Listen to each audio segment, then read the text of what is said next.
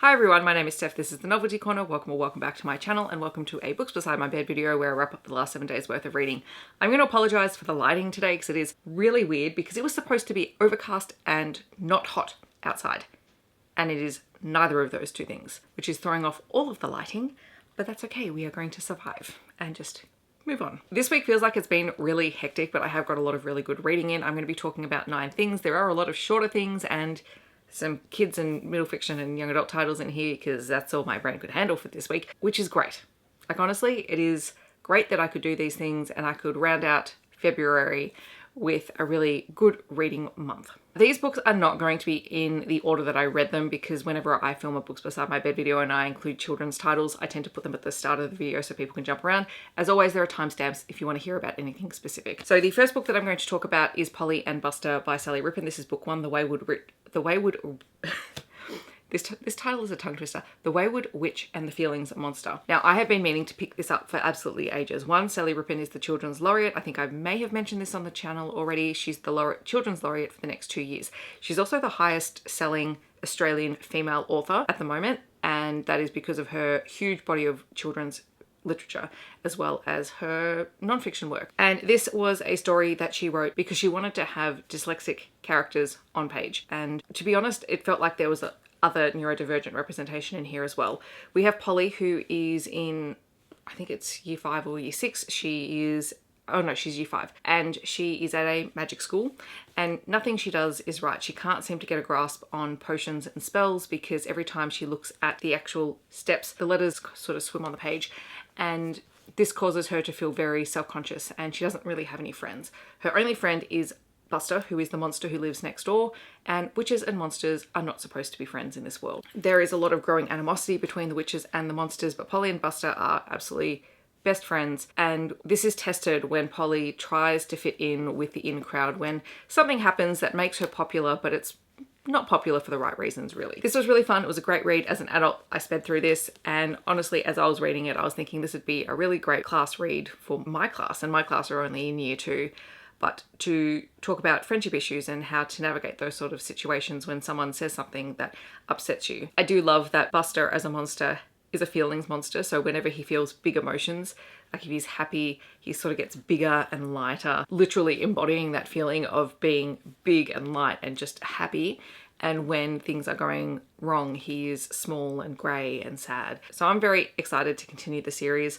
I need to get myself copies of these. I did borrow this one from school. So these have gone on my wish list so that when I am allowed to spend money at the end of this month, I can get a set of them. I also read Our Home is Dirt by Sea. This one is a selection of Australian poems for Australian kids by Diane.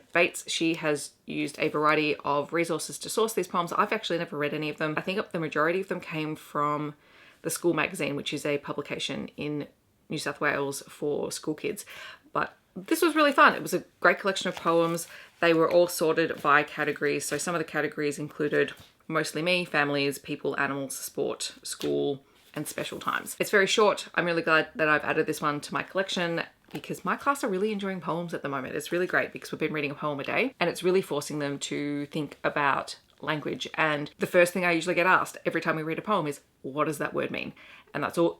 We're not pulling them apart and analysing them, but we are building vocabulary and appreciation for language, which I love. Then I read Everything Under the Moon, Fairy Tales in a Queerer Light, edited by Michael Earp and illustrated by Kit Fox. This is a collection of fairy tale reimaginings, retellings with a queer light for young adult audiences. I was really excited to read this, and there were a couple in here that I really, really loved, but ultimately I didn't enjoy as many of them as I thought I would, which is really disappointing. I mean, I'm keeping the book because the book is absolutely gorgeous. I will mention a couple of the stories that I did really enjoy.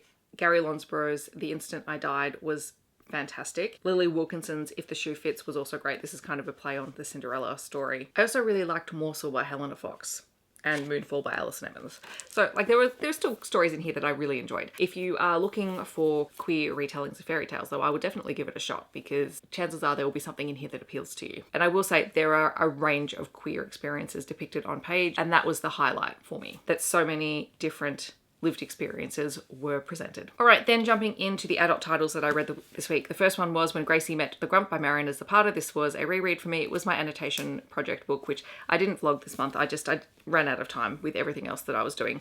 But all I really did was tab, so it wouldn't have been all that interesting for people anyway. But I was really excited to get a chance to reread this and to just spend some time with a book that I really enjoyed the first time. It is a slow burn superhero romance story. This is more on the sci-fi side of contemporary romance, because even though it's set on Earth, there are some sci-fi elements that you'll pick up as you read the story. This is about Gracie, who lives a very quiet life, and at the start of the story we know she's got a secret and we know something's going on because she's thinking about how she has to move, and the reason she has to move is for her safety. We don't quite know what that is yet. And in this world there are 3 superheroes that appear when the world needs them to. Unfortunately for Gracie, one of the most well-known of them drops from the sky injured into her front yard. He's an absolute grump while she tries to take care of him. To be perfectly honest, I probably would have slapped him upside the head because he was just being rude. But as we get further in the story, we begin to unravel why he is the way that he is. And there are some really questionable actions that led to him being injured because, well, I can't say why because that would be a spoiler.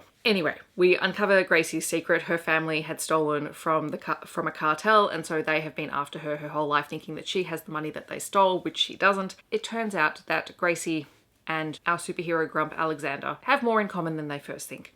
And when Gracie is kidnapped by the cartel, Alexander is taken as well because he's still injured. He doesn't have his full complement of powers back. And the two survive that experience together, escape. And then we meet Alexander's family, who I would like some books about Alexander's family. They were great. I really enjoyed them, and his grandmother is utterly creepy and plays by entirely different rules. So I had a really great time rereading this one, but do be aware that there is kidnapping, torture in the form of waterboarding on page. The hero is really not very nice because he doesn't know how to process his feelings. And to be clear, in real life, we would not accept a man like that. But in the end, I do think he does redeem himself a little bit. And as we understand him and his family and how he came to be in Gracie's front yard, yeah, I feel like we sort of begin to see why he is the way he is. So the next book that I read was If Found, Return to Hell by MX Lu. This one is an audiobook that I read on a whim because I found it on Libby. It was short. I think it's about 150 pages if you read the novella. I don't even know why I downloaded it. The cover looked intriguing for me and I'm like, ooh, this sounds like it could be fascinating. And so I downloaded it and I listened to it and it was great. It is the story of Journeyman Wen. And I apologize if I get some of the details wrong because this is the problem with me just listening and not reading the book, is that I don't always retain everything. But Journeyman Wen works for this corporation that's kind of like Medicare called One Magic. And One Magic is sort of the place where all the magical practitioners get hired and they help solve the world's magic problems when they get into trouble, except because it's a corporation, there are waiting lists and wait times. The phrasing I was looking for is corporate hell. And if you can't pay for the, proper package, you might only get a really basic surface level support. So there is a huge commentary on here on corporate life. That part was really funny.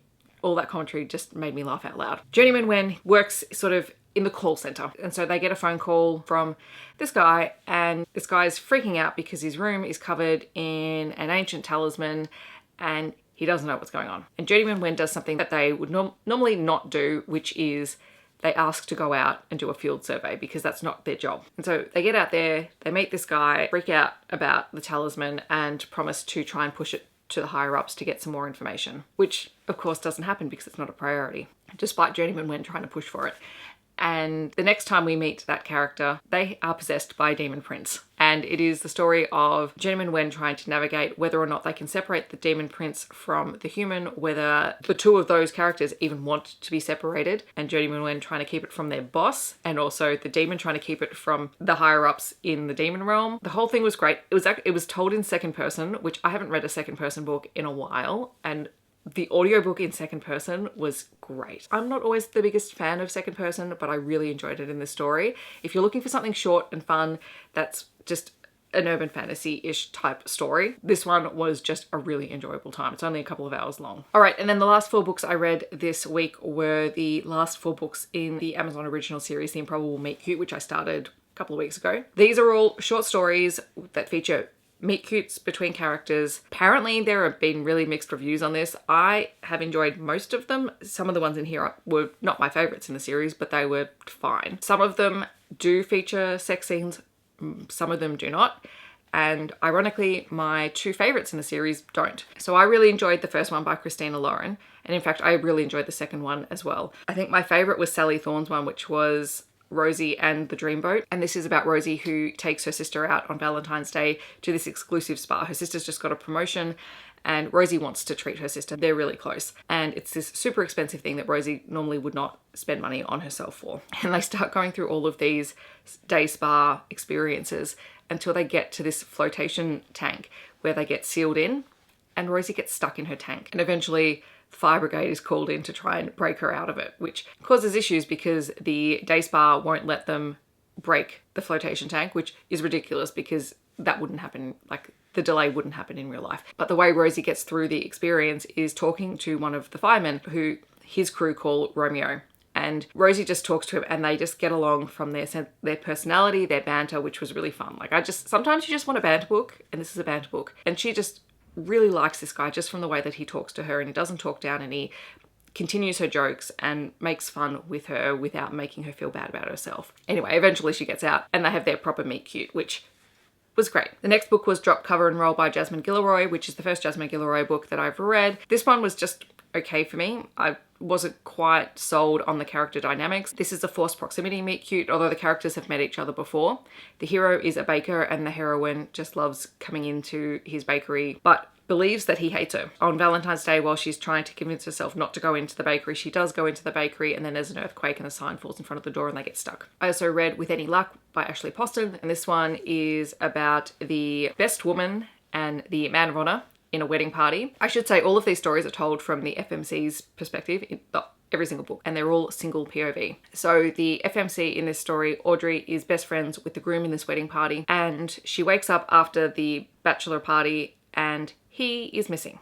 And she freaks out. She believes that she has a curse, that anyone she kisses then goes on to find their actual true love. And she vaguely remembers kissing someone last night and she thinks it was the groom because he's her best friend, but she doesn't think of him romantically. She even says, that would be weird. He's my best friend. He's like my brother. But she's worried that she's done it and that he's suddenly woken up and realized that the wedding is not for him. And so it's her and the man of honor hunting for the groom before the wedding, until they discover that the bride is also missing. This one was fine. Like, I enjoyed it. It was just a bit silly.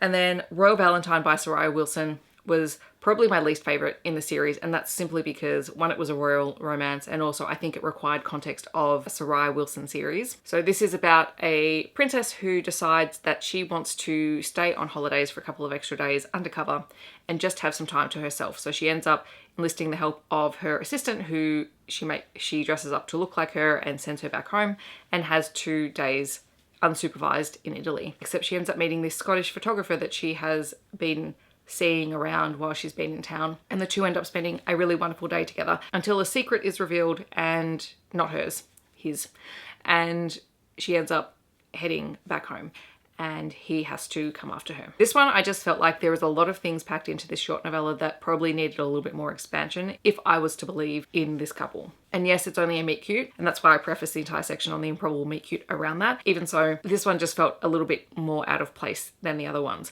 And apparently all of these books interconnect and exist in the same world, and I could see the connections between books 4, 5, and 6. I just wasn't paying attention in the first 3 enough to notice. So if that doesn't sum me up as a reader, I don't know what else does. So that is my reading week. In the comments, I'd love to know what you have been reading, or if you've read any of these books, feel free to share your thoughts on them down below. If you want to let me know that you're here but you don't want to leave a comment, feel free to leave a boat emoji down below, because even though there was no actual boat in Rosie and the Dreamboat, we'll just take the play on words because why not? I hope that wherever you are in the world, you're staying safe and healthy, and I will see you in my next video. Thanks so much for watching. Bye everyone.